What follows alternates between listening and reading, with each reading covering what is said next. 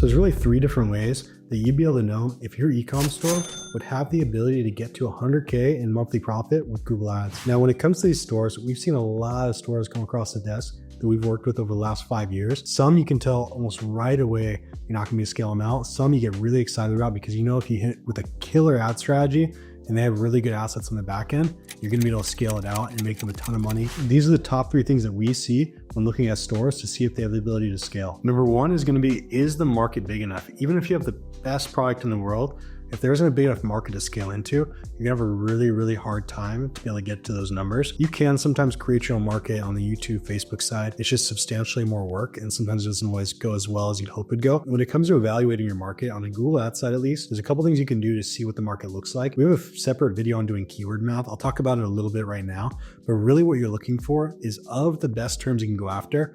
And sometimes you can look at broader type terms too, because broad terms will convert, just maybe not as well as higher intent, longer tail terms. So what you're gonna really do is figure out, doing the math backwards, does the amount of people searching for certain terms you go after have the amount that will allow you to get the amount of purchases you would need to get to that revenue level? I'll give you a brief example and just not make it too complicated, but what you would do is you would go to the keyword tool and you would search for the terms that would be most likely to convert terms, some of the like slightly longer tail terms that are closer to the product you sell, and see how many people are searching for those terms. One thing again is if somebody is searching for a specific term 10,000 times in a month, you're not going to get all 10,000 of those because it's an auction system and Google needs to keep it competitive. They're going to spread the amount of impressions based off of what people are willing to bid on it to a couple stores. So you might be able to get 20 to 30% of those impressions, might sometimes get to the 40-50% impression share mark, but a lot of the times getting up to that part's gonna be difficult if it's a competitive area because there will be other big stores trying to go after those terms too. Let's say you get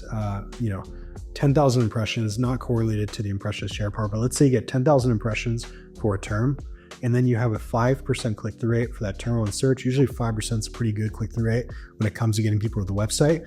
If you have 5% of 10,000, that would be 500 clicks. If you have 500 clicks and you know your website on average converts at, let's say, a 1% conversion rate, which is a bit of an average in the e-com world, that would mean 5 purchases. If you know the AOV for your store, you can take the AOV and multiply that by 5, and then you would know for every 10,000 views with 500 clicks, that's the amount of money it would make your store. And then you can look at the amount of keywords and what people are searching and see, okay, we might be able to get 1 million impressions. Let's do the same math. Does it add up to the point where you can make that much money by going after those terms? A lot of the times there's gonna be a big enough market. Sometimes it comes down to the competitiveness too, because there might be a big market, but there might be a bit of saturation in that market. So there's a couple different ways you wanna weigh in there. But a really good way to kind of cut out some of the beginner logic is just seeing how big the market is, doing the math backwards, and would the numbers even add up to make sense to get you to that level of spend and then also level of revenue coming into your store to make 100K a month. Next is going to be creating your own market. This is a little harder on the Google side. You can definitely do it for broader type terms. Creating your own market comes a little bit more into play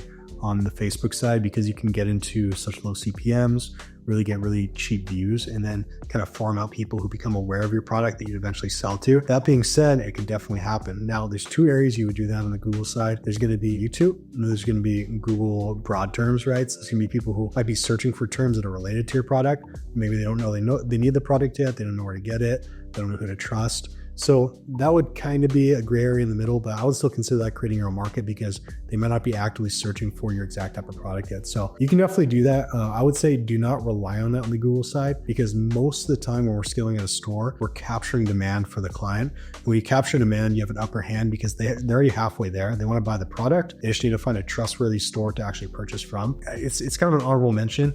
You can definitely create your own market on the Google side and the YouTube side, but I would say 80% of beginning success of a store, getting to the point where Google's generating a couple 100K per month in revenue for your store, it's going to be on capturing the demand. So I would heavily weigh onto that side first. Last is going to be really if you have a high quality product. Now, there's a couple of things that really don't work well on Google's side. Drop shipping specifically. You used to be able to get away with it and ride the wave back in the day, but because people are going to Google to search for a product, they're going to see every other product that applies to that search. So it's extremely more competitive than something like Facebook because Facebook, you could find someone, they might not know that that type of product exists at all. They see your ad, they find out about the product, they go to the store and convert. When they go to Google, they're searching for the term and then they land and they see every product that caters towards their need. You need a highly competitive product to be able to scale on the Google side. I know you might have some kind of pride in your product or a little bit of attachment because of the amount of money and time you put into it, but you have to be realistic with yourself and look at the different types of stores that are selling that type of product on Google and see, will your product get people to get away from their store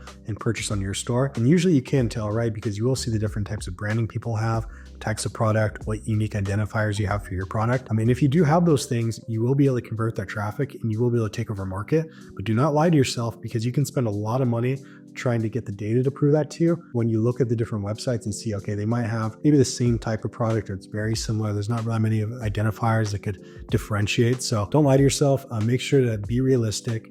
If you don't have a unique product, I'd probably stick to areas you can kind of create the market more on the Facebook side. But if you do have a highly competitive product, even something that you might have manufactured or have increased the value of, Google's a great area to scale out. If you want to learn about how we take clients constantly to doing 100K per month in profit for their store on Google Ads, make sure to like and subscribe. We constantly put videos out talking about the new strategies that we run with those clients every single day, managing over $1 million per month in e-com. So make sure to like and subscribe. Looking forward to seeing you in the next video.